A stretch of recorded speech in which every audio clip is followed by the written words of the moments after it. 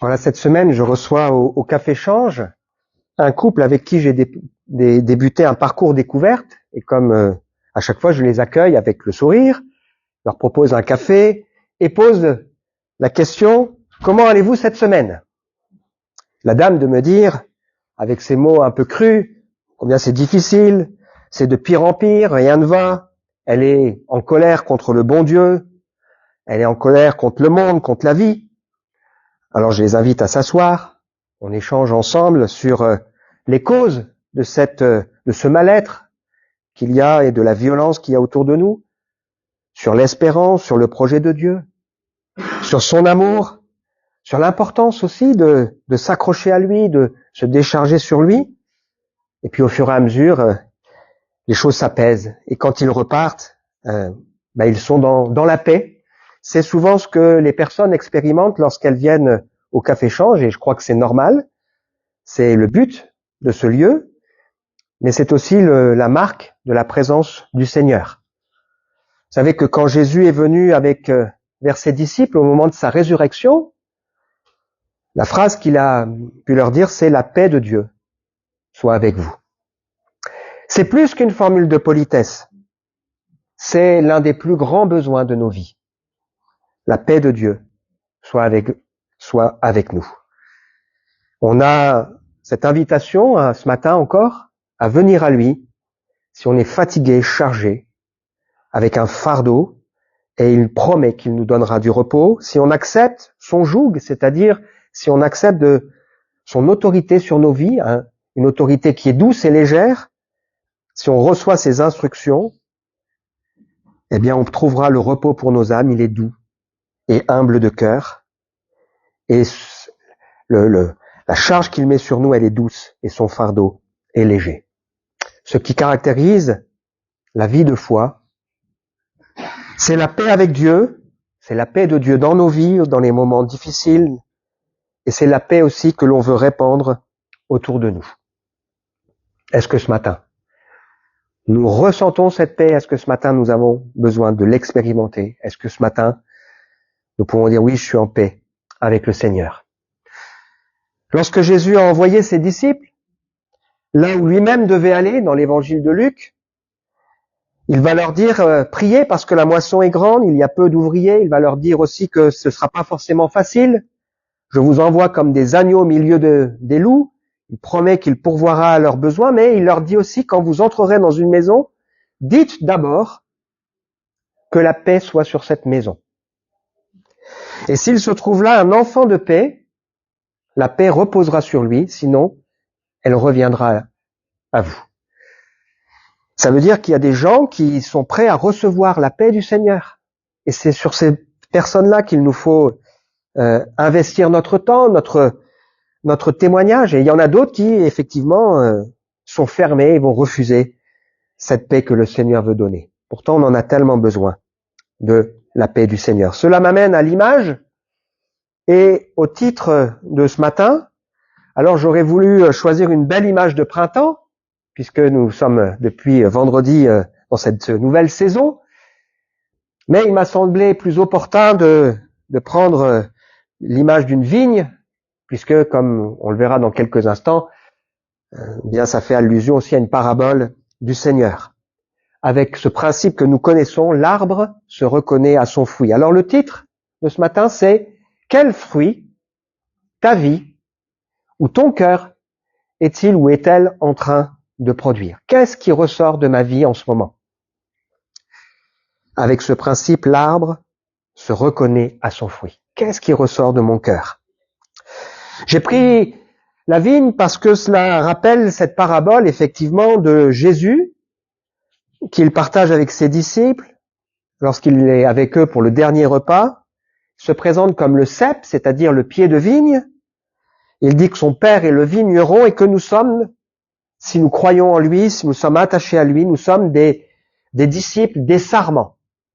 Et le sarment, c'est-à-dire les petites branches qui vont porter les grappes, eh bien, elles tirent leur force, elles tirent la vie de quoi? Du cep, du pied. Et tant qu'elles sont attachées au pied, eh bien, elles peuvent recevoir cette vie et donc produire du fruit. Et Jésus enseignera à ses disciples que le projet de Dieu pour nous, le projet de Dieu pour eux, c'est que nous produisions du fruit et un fruit en abondance. Et si on produit pas de fruit, à un moment donné, il coupe. Et si on produit du fruit, eh bien, il va encore travailler, émonder. Pourquoi? Pour qu'on en produise encore plus. Et la question nous est posée, quel fruit sommes-nous en train de produire? Parce que le sarment ne peut de lui-même porter du fruit. On a conscience en tant que croyant que ce qui nous permet de vivre quelque chose avec Dieu, c'est le fait qu'on est attaché à lui. Hier, j'étais à la maison de l'étudiant pour le livre vivant et j'ai eu l'occasion de partager mon témoignage de foi avec une dizaine de personnes différentes. Et il y avait un monsieur qui était là, qui avait accompagné son épouse, qui ne cachait pas que il était un croyant athée. Et il dit, j'envie ceux qui ont la foi, ça donne une espérance, c'est bien.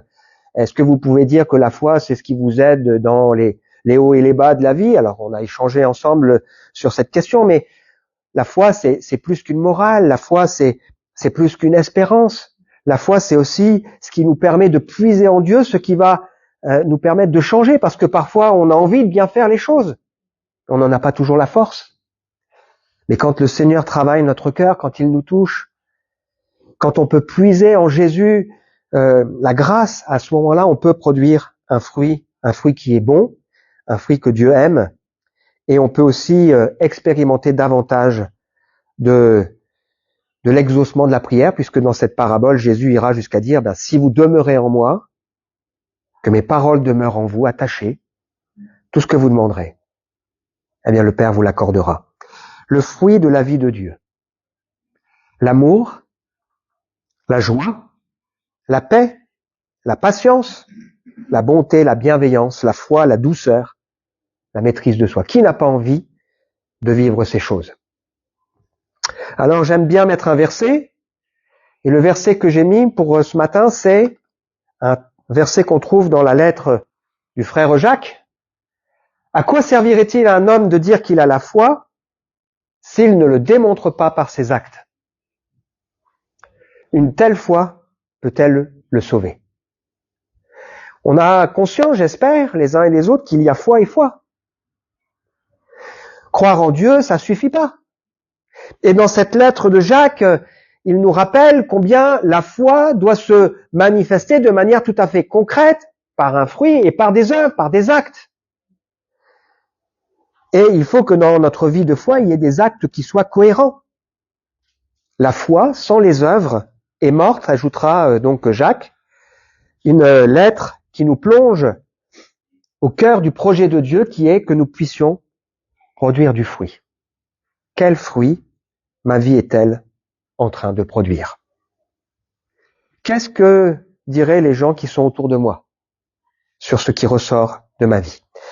Alors on arrive ensemble au sujet de ce matin, autour de cette question intéressante qui nous rappelle qui nous plonge dans la lettre de Jean, au cœur du projet de Dieu pour nous, de la foi véritable et qui nous fait réfléchir sur nos vies.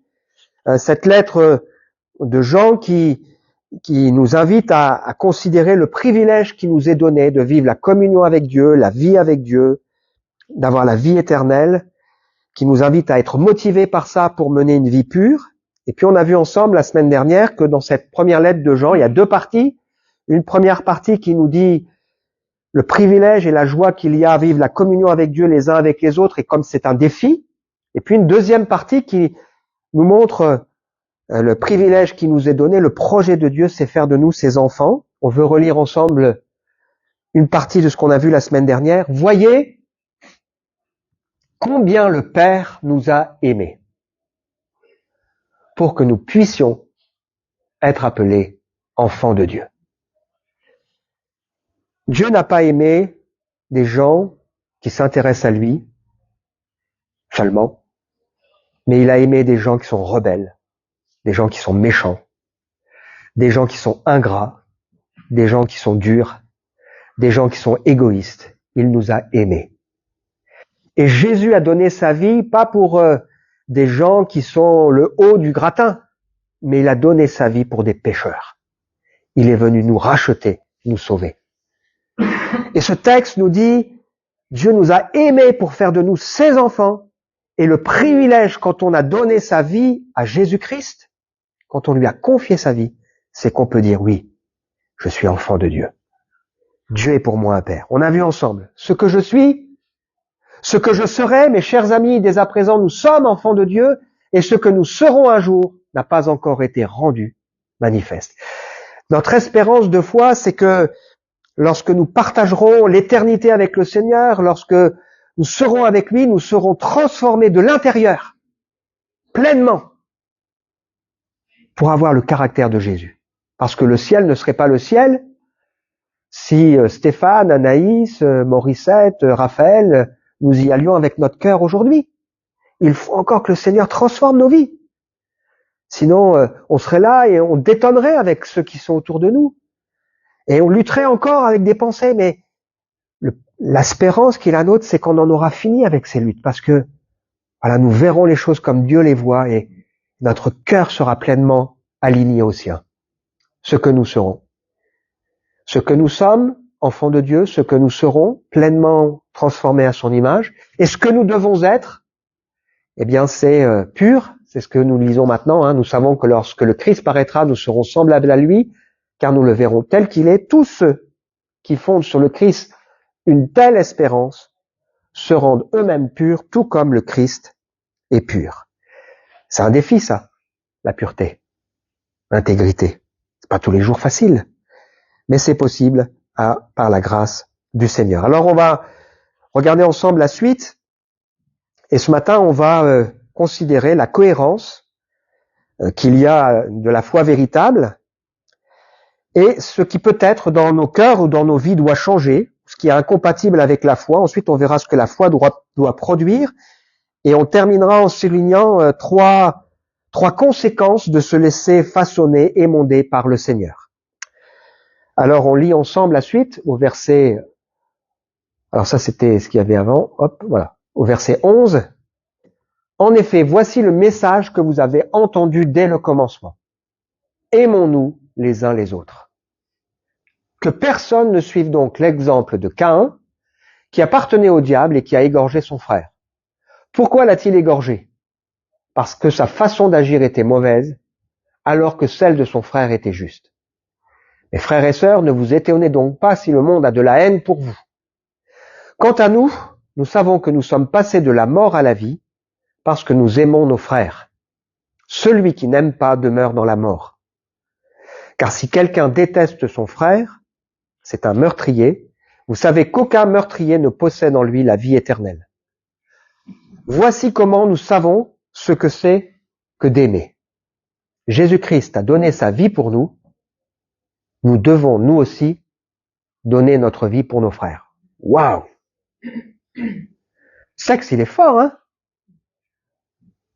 C'est l'objectif que Dieu a pour nous. On se sent tout petit, là, hein? Il y a quand même dans la Bible 2 personnages qui ont vécu ça. Tellement proches de Dieu, tellement travaillés par Dieu. Le premier, c'est Moïse. Le peuple a péché, il est retourné vers un veau en or qu'il s'est fabriqué. Il a offensé Dieu qui pourtant l'a béni. Dieu est en colère. Il veut punir ce peuple, recréer un nouveau peuple avec Moïse, et Moïse dit non, Seigneur, c'est ton peuple, tu vas le sauver. Et Moïse va jusqu'à dire, enlève mon nom du livre de vie, ou alors sauve ce peuple. Il est prêt à donner sa vie pour eux. Pourquoi? Parce qu'il le mérite? Pas du tout. Parce qu'il les aime.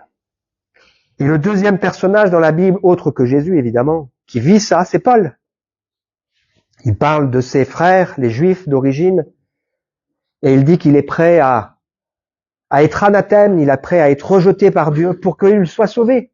Tellement il aime les gens de sa nation. C'est un objectif que le Seigneur veut mettre en nous. Si un homme riche voit son frère dans le besoin et lui ferme son cœur, l'amour de Dieu ne peut pas être présent en lui. Mes enfants, que notre amour ne se limite pas à des discours et à de belles paroles, mais qu'il se traduise par des actes accompli dans la vérité. On va regarder ensemble le début. Dès le commencement, le message de la Bible, c'est bien de s'aimer les uns les autres. C'est le message de Jésus. C'est ce qui est nécessaire à notre humanité. Mais quel décalage! Aujourd'hui, qu'est-ce qui caractérise notre monde? La haine, les querelles, la rébellion, l'égoïsme, l'irrespect, la perte du sacré, l'intolérance, l'ingratitude, la violence gratuite, le mépris, la jalousie, la dureté, le mensonge, la violence, l'insécurité, la manipulation, c'est ça. On est tellement loin de ce message. Voici le message que vous avez entendu dès le commencement. Aimons-nous les uns les autres. Alors on voit ici, il y a des choses qui sont incompatibles avec la foi. Et le premier exemple qui nous est donné, c'est l'exemple de l'histoire de Caïn. Cette histoire est une histoire intéressante, qui nous plonge dès le début de l'humanité. Nous avons Adam et Ève qui se laissent séduire par le serpent, le diable, qui ont envie d'essayer autre chose que ce que Dieu leur propose, qui désobéissent. Et la Bible nous montre que quelque chose est rompu dans leur relation avec Dieu à cause du péché, mais aussi quelque chose est rompu dans leur communion l'un avec l'autre. Ils ont peur, ils mesurent leur fragilité, ils s'accusent mutuellement, ils accusent même Dieu, reflet de notre monde d'aujourd'hui. Adam et Ève ont donné naissance à 2 fils, Abel et Caïn. Abel et Caïn sont tous les deux des enfants qui ont été élevés en connaissant Dieu. Ils ont eu la même éducation. Ils ont eu les mêmes parents. Ils ont vécu dans un contexte qui est similaire. Et Dieu a sans doute parlé à ces deux hommes, Abel et Caïn. Et puis à un moment donné, vous en avez un qui veut offrir quelque chose à Dieu, Caïn, et qui décide d'offrir à Dieu les fruits de son travail. Mais c'est pas ce que Dieu demande. Il pense qu'il peut choisir lui ce qui va plaire à Dieu.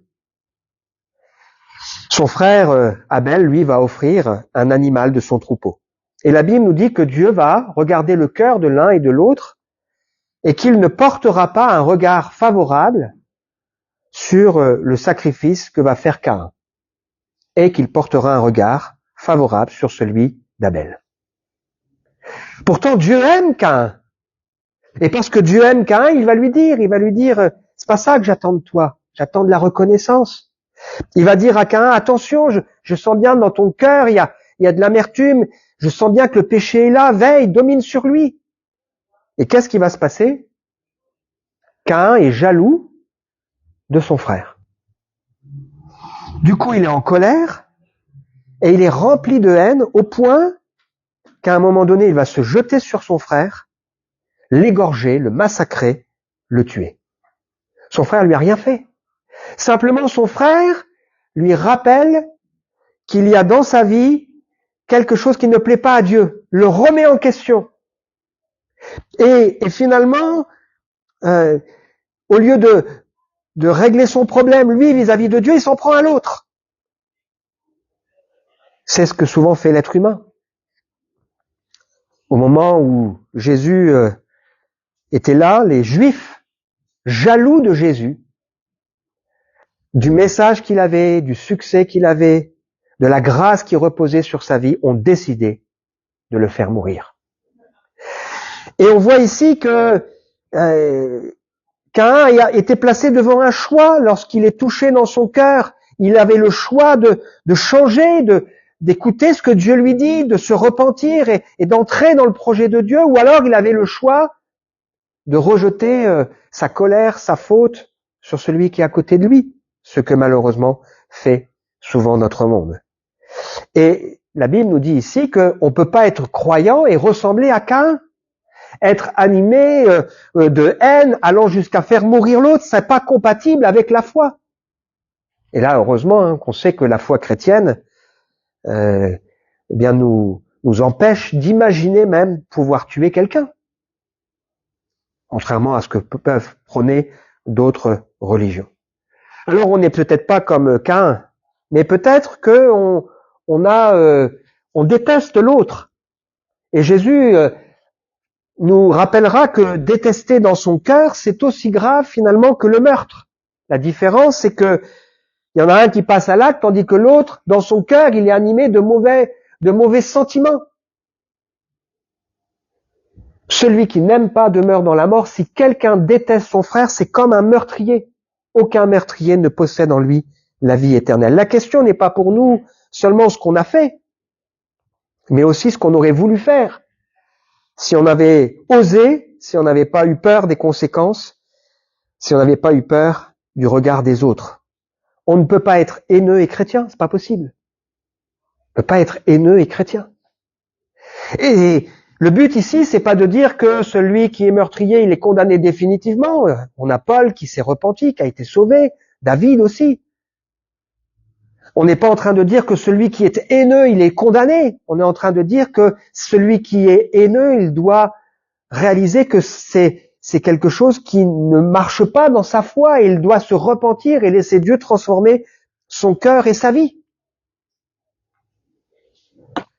Mais on peut ne pas être un meurtrier, ne pas être animé de haine, mais on peut malheureusement être animé d'une forme d'indifférence. C'est le troisième point sur lequel attire notre attention Jacques. Si un homme riche voit son frère dans le besoin et lui ferme son cœur, l'amour de Dieu n'est pas présent en lui. En fait, qu'est-ce qui nous est raconté ici? C'est qu'on a quelqu'un qui a des moyens et qui voit l'autre qui a un besoin. Il est touché visiblement, mais il ferme son cœur pour ne pas obéir et pour ne pas faire ce qu'il sent que Dieu lui appelle à faire. C'est pas son problème.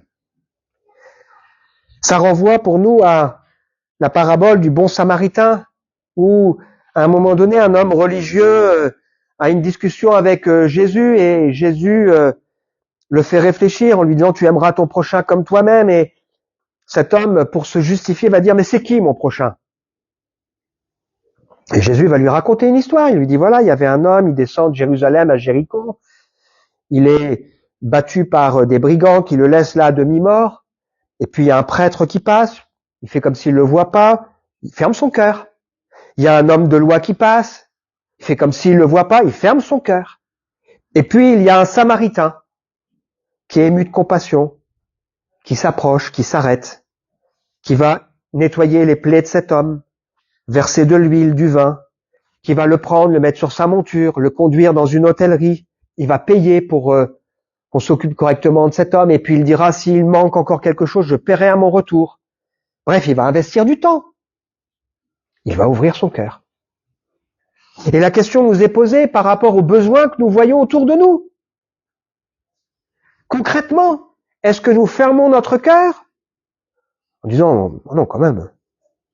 Ou est-ce qu'au contraire, nous allons ouvrir notre cœur en nous disant « mais qu'est-ce que, effectivement, je comprends que Dieu m'appelle à faire de manière tout à fait concrète ». Alors, on connaît bien Jean 3,16, Dieu a tant aimé le monde qu'il a donné son Fils unique, afin que quiconque croit en lui ne périsse pas, mais ait la vie éternelle. Et 1 Jean 3,16 nous dit, voici comment nous savons ce que c'est que d'aimer. Jésus-Christ a donné sa vie pour nous. Nous devons nous aussi donner notre vie pour nos frères. Et en pensant à ça, je ne peux pas ne pas penser à cette femme pécheresse qui vient dans la maison de cet homme Simon et qui répand sur les pieds de Jésus un parfum, qui nettoie ses pieds avec ses cheveux, qui témoigne de la reconnaissance au Seigneur de manière très concrète. Pourquoi ? Parce que elle a expérimenté la grâce et l'amour de Dieu. Et donc ici, il est question d'un besoin concret dont nous avons conscience et de savoir si oui ou non nous allons ouvrir ou fermer notre cœur. Il n'est pas question de se dépouiller, il n'est pas question de donner ce qu'on n'a pas, mais il est question à un moment donné, de comprendre que l'amour, c'est pas juste des mots. Seigneur, je t'aime. Mais c'est plus que ça. On raconte l'histoire d'un jeune homme qui, à un moment donné, très amoureux, dit à sa fiancée, pour toi, je décrocherai la lune. Et puis, quelques heures plus tard, il pleut, il faut aller la chercher, il fait froid. Et là, elle n'a pas envie de sortir. Le contexte est un peu différent. L'amour, ça se démontre de manière tout à fait concrète. Alors, le but de tout ça n'est pas de juger celui qui est à côté de nous, hein, mais le but de tout ça, c'est de nous inviter à réfléchir. Qu'est-ce que le Seigneur m'appelle à faire de manière tout à fait concrète et que peut-être j'ai pas envie de faire? Parce que si j'aime, ça se voit. Si j'aime Dieu, ça se voit. Si j'aime l'Église, ça se voit. Si j'aime l'autre, ça se voit. La suite, il y a 3 promesses pour nous, 3 conséquences tout à fait directes. C'est ainsi que nous saurons que nous appartenons à la vérité et nous rassurerons notre cœur devant Dieu. Si notre cœur nous condamne, d'une manière ou d'une autre, car Dieu est plus grand que notre cœur et il connaît tout. Mes chers amis, si notre cœur ne nous condamne pas, nous sommes pleins d'assurance devant Dieu. Quand dans ma vie, quand dans notre vie, nous vivons concrètement une foi authentique par notre comportement quotidien, quand on sait très bien qu'on ne ferme pas son cœur mais qu'on ouvre son cœur, ça fait quoi? Ça nous donne de l'assurance devant Dieu. Et si par contre, on est dans une disposition où on lutte, où on ferme son cœur, on dit « Ah non, laisse-moi tranquille », eh bien comment on peut être avec assurance devant le Seigneur? Et la question nous est posée ce matin, pour ce sujet ou pour un autre, parce que je crois que le Saint-Esprit nous parle. Qu'est-ce que le Seigneur nous demande concrètement de faire aujourd'hui? Et que peut-être nous refusons de faire. Je verrai plus tard. Si nous faisons ce que Dieu attend de nous, eh bien nous avons après de l'assurance devant lui. Alors il y a parfois le cœur qui peut nous troubler de la mauvaise manière, et on sait que le diable, c'est aussi l'accusateur des frères, et ce texte nous rappelle que Dieu est bien plus grand que notre cœur, et que si parfois, alors qu'on se dit, mais je vois pas, j'ai tout fait ce qu'il faut, je suis devant Dieu libre, et qu'on sent ce poids on doit se rappeler, Dieu est plus grand que notre cœur. Et peut-être il est important de saisir la grâce et le plein pardon de Dieu. Mais si nous faisons ce que le Seigneur attend de nous, alors nous avons une assurance dans notre cœur. On n'est pas, on fait pas ça pour être béni, mais on a conscience que c'est nécessaire pour obtenir sa grâce. La suite, c'est, il nous donne tout ce que nous lui demandons parce que nous obéissons à ses commandements et nous faisons ce qui lui plaît. Donc, si dans mon cœur, je ferme pas mon cœur, mais je me laisse toucher, je fais ce que Dieu attend de moi, j'ai de l'assurance devant lui, et en plus, ça me donne de la confiance dans la prière. Comment on peut prier avec confiance si on sait que il y a quelque chose qui coince dans la relation avec le Seigneur? Seigneur, écoute-moi vite, mais moi, je veux pas t'écouter. Ça marche pas. Ailleurs, la Bible nous dit que si quelqu'un détourne son oreille pour ne pas écouter la loi, sa prière même est une abomination. Proverbe 28, verset 9. Donc si je veux pas écouter ce que Dieu me dit, si je suis pas prêt à mettre en ordre ce que Dieu attend de moi, si je ferme mon cœur, est-ce que vous pensez que Dieu va nous écouter? Mais on veut écouter, on veut ouvrir son cœur. Et donc si, dans ma vie, je suis cohérent dans ma foi, malgré mes hauts et mes bas, en comptant sur l'aide du Seigneur, eh bien ça me donne de l'assurance devant lui. Je suis libre devant toi, Seigneur. Et ça me donne de la confiance dans la prière. Et puis, dernier point, or que nous commande-t-il? De placer notre confiance en son Fils Jésus-Christ et de nous aimer les uns les autres, comme il nous l'a lui-même prescrit. Celui qui obéit à ses commandements demeure en Dieu, Dieu demeure en lui. En quoi reconnaissons-nous qu'il demeure en nous? À l'Esprit qu'il nous a donner. Donc, si dans mon cœur, dans ma vie, je fais ce que Dieu attend de moi, j'ouvre et j'obéis. J'ai de l'assurance devant Dieu, je suis en confiance dans la prière et en plus, je reçois le témoignage de son esprit, de cette présence, de son onction, de son approbation, de sa joie, de sa fierté. L'esprit atteste à mon esprit que ça marche bien avec le Seigneur. Donc on a tout intérêt à vivre ça. Et à ne pas fermer notre cœur pour refuser d'entendre ou d'écouter ce que le Seigneur veut nous dire. Conclusion pour nous. La question nous est posée, quel fruit ma vie est-elle en train de produire? Aucun fruit, un fruit plein d'amertume, un fruit aigre, ou au contraire, est-ce que le Seigneur est en train de travailler pour m'aider à produire un bon fruit? Avec ce verset, à quoi servirait-il à un homme de dire qu'il a la foi s'il ne le démontre pas par ses actes? Une telle foi peut-elle le sauver? On a conscience que c'est la foi qui sauve. La foi dans quoi? Ou la foi en qui? La foi en Christ, en sa grâce. Mais la foi, c'est aussi ce qui nous amène à ouvrir notre cœur et à conformer, faire confiance à Dieu dans ce qu'il nous demande de faire. Et si ce matin on prenait une décision concrète? Dire non peut-être à certaines choses. Ne pas fermer son cœur pour dire oui, je m'engage à ça, Seigneur. Est-ce que ce matin, il n'y a pas une décision que l'un ou l'autre, nous avons besoin de prendre devant Dieu? Ok.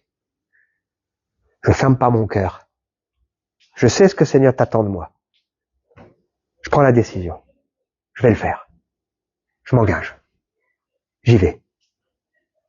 Pourquoi repousser à demain? Tu auras de l'assurance devant Dieu. Tu pourras prier, tu auras l'assurance qu'il t'écoute.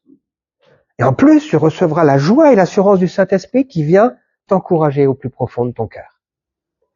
Avec ce verset, que votre douceur soit connue de tous les hommes, le Seigneur est proche. Ce verset, il est donné dans quel contexte? Dans un contexte où on se décharge sur Dieu de ce qui parfois nous pèse et est difficile, et si on peut vivre des relations dans lesquelles c'est compliqué, on veut pas avoir dans nos cœurs ni détester, ni avoir de la haine, ni être indifférent. On peut ne pas être d'accord et bénir. Seigneur, bénis-les. Ces personnes, ta grâce soit sur elles, enrichis-les, fortifie-les, bénis-les. C'est ce à quoi nous sommes appelés. Parce que nous voulons aussi honorer le Seigneur. Quel fruit ma vie est-elle en train de produire et quelle décision va-t-on prendre ce matin? Dire non, dire oui. On veut prier? Seigneur, merci pour ta parole, qui est la vérité, pour le Saint-Esprit aussi, qui, je crois, parle à nos cœurs, à nos vies, et nous aide à réfléchir devant toi. Tu nous rappelles ce matin que la foi, sans les œuvres, elle est morte. Elle est incohérente, elle ressemble à la foi des démons qui croient en Dieu et qui tremblent, mais qui font pas ce qu'il faut. Seigneur, tu nous invites à vivre une foi authentique pour laquelle nous avons besoin de toi, comme nous l'avons dit ce matin, sans toi nous ne pouvons rien faire. Nous avons besoin de ta grâce. Nous avons peut-être besoin de ta force. Nous avons besoin de ton pardon. Nous avons besoin de nourrir cette espérance. Nous avons besoin de nous décharger sur toi. Seigneur, je te prie pour chacun de nous, afin que nous puissions les uns et les autres prendre les bonnes et justes décisions pour nos cœurs et pour nos vies. Amen.